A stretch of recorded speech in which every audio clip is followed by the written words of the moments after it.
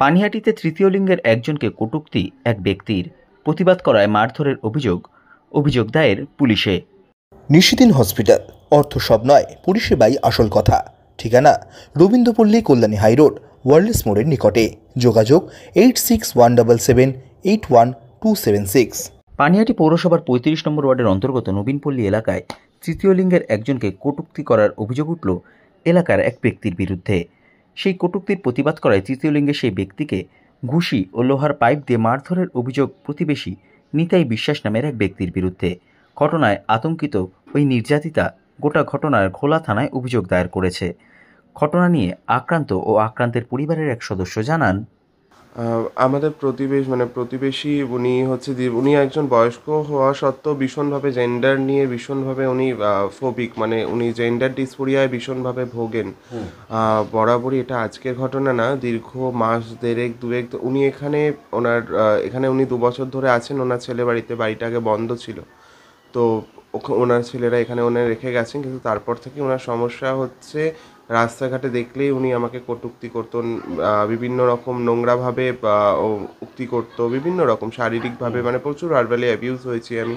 তো ওনাকে বারবার বোঝানোর চেষ্টা করা হয়েছে যে আমার বাবা মাও পর্যন্ত বলেছেন যে বয়স্ক মানুষ, আপনি প্লিজ এরকম করবেন না, কারণ আমরাও চাই না কোনো আইনের সাহায্য নিতে পরবর্তীতে আপনার বয়সের ওপরে। তো উনি শোনেননি। তো উনি এবং আমার মেজমা, আমার জেঠিমা রাস্তা দাঁড়িয়ে কথা বলছি, তো উনি তীব্র নোংরা ভাষায় আক্রমণ করতে থাকেন, অকারণে তীব্র নোংরা ভাষায় আক্রমণ করতে থাকেন। এবং সেটা করার পর উনি প্রচণ্ড সেটা ভাষায় বলা যায় না, এরকমভাবে নোংরাভাবে আক্রমণ করতে থাকেন। তারপরে আমি ওনাকে যখন বলতে যাই, প্রতিবাদ করাতে আমি যেহেতু বয়স্ক মানুষ এবং আমি নিজে একজন জেন্ডার রাইট অ্যাক্টিভিস্ট, তো সেক্ষেত্রে তো মানুষকে তো সেন্সিটাইজ করাটাই আমার কাজ। তো আমি সেই হিসাবে সেই ভুল চিন্তা নিয়ে ওনাকে সেন্সিটাইজ করতে যাওয়ার পরেই উনি এরকম মারাত্মকভাবে আক্রমণ করেন এবং আমার বুকটা আসল না নকল দেখার জন্য সেখানে জোরে ঘুষি মারেন।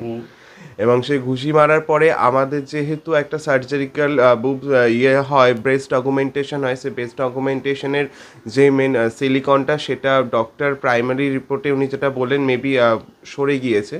তো এবার প্রথমে একটা পাইপ বা রডের যে কলের রড যে পাইপ যেগুলো হয় সেগুলো দিয়ে আমার হাতের এখানে প্রথমে মেরেছে। মারার পরে আমি নিজের প্রতিরক্ষার জন্য যখন কিছু একটা খুঁজতে যাচ্ছিলাম ওনাকে থামানোর জন্য, যখনই নিচে হয়েছি তখনই আমার বুকে সজোরে ঘুষি মারেন এবং এমন জোরে ঘুষি মারেন যেটা আমার অপারেশনের ওপর এসে পড়ে ঘুষিটা। ঘটনায় কি আতঙ্কিত? হ্যাঁ, স্বাভাবিকভাবে আতঙ্কিত, কারণ এই ঘটনাটা ঘটতোই না। কারণ তার ছেলে এবং বড় ছেলের বউকে দীর্ঘদিন ধরে আমরা ফোন করেছি, তারা এখানে থাকেন না, নিউ ব্যারাকপুরে থাকেন দীর্ঘদিন ধরে। আমি জানি না কতটা বলা ঠিক হবে, কারণ এটা আপাতত বিচারাধীন থানার আন্ডারে এবং কোর্টের আন্ডারে। তো আমি তাদেরকে বলেছিলাম বহুদিন ধরে, যেমন আপনারা একটা ব্যবস্থা করুন, যেহেতু বয়স্ক আপনার বাবা একটা রেসপন্সিবিলিটি থাকে, সেখানে যখন এখানে এরকম রয়েছে, এমনকি পাড়ার সবার সঙ্গে ওনার সম্পর্ক খুবই খারাপ, উনি শুধুমাত্র আমার সঙ্গে বলে না। কি চাইছো এই ঘটনার পরে? আমি প্রথমত চাইছি যে যেই এই অন্যায়গুলো হয়েছে, যেগুলো সেই অসভ্যতাগুলো বন্ধ হোক। এটা প্রাইড মান্থ, সবাই জানে এটা জুন, এটা প্রাইড মান্থে যেখানে প্রাইড সেরিমনি করা হয় সেখানে আমাকে হসপিটালে আজকে লড়তে হচ্ছে। এত জেন্ডার ডিসফোরিয়া যে প্রাইড মান্থেও যে হচ্ছে, সব থেকে লজ্জাজনক বিষয় এটা যে প্রাইড মান্থে এরকমভাবে আমাকে মার খেতে হলো একজন জেন্ডার রাইট অ্যাক্টিভিস্ট হিসাবে। তো আমি চাইছি ওনাকে অপরাধীর জন্য যথাযথ শাস্তি হোক।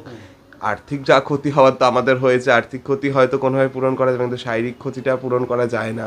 এবার ওনার ছেলের বউ এবং ছেলেকে বারবার করে বলা হচ্ছিল আগে, ওনারা গাফিলতি করেননি। আমি মনে করবো আমার এই সমস্যার জন্য, আমার এই পরিস্থিতির জন্য তারাও দেয়, কারণ তারা যদি সেদিনকে এই বিষয়টা শুনতেন আজকে হয়তো এই পরিস্থিতির মুখে আসতে হতো না।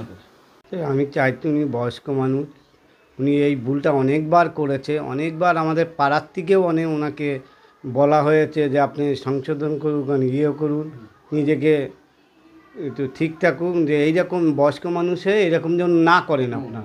তা সত্ত্বেও উনি এইরকম করে যাচ্ছে। ওনার ছেলে আসছে, 2 ছেলে আছে, 2 ছেলে 2 জায়গায় থাকে, কোনো ছেলে ওনাকে করে না, উনি এখানে বসে যা পায় তাই খায়। এই শাস্তি বলতে উনি এখন বয়স্ক মানুষ, কী শাস্তি, এর যে অপরাধ হয়েছে তার জন্য শাস্তি চাই, একদম শাস্তিমূলকভাবে শাস্তি চাই ওনার।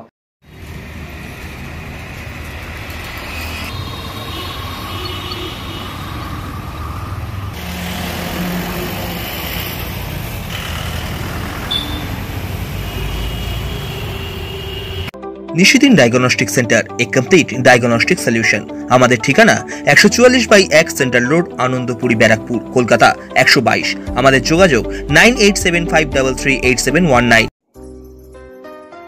সাধ্যের মধ্যে স্বপ্নের ফ্ল্যাট খুঁজছেন?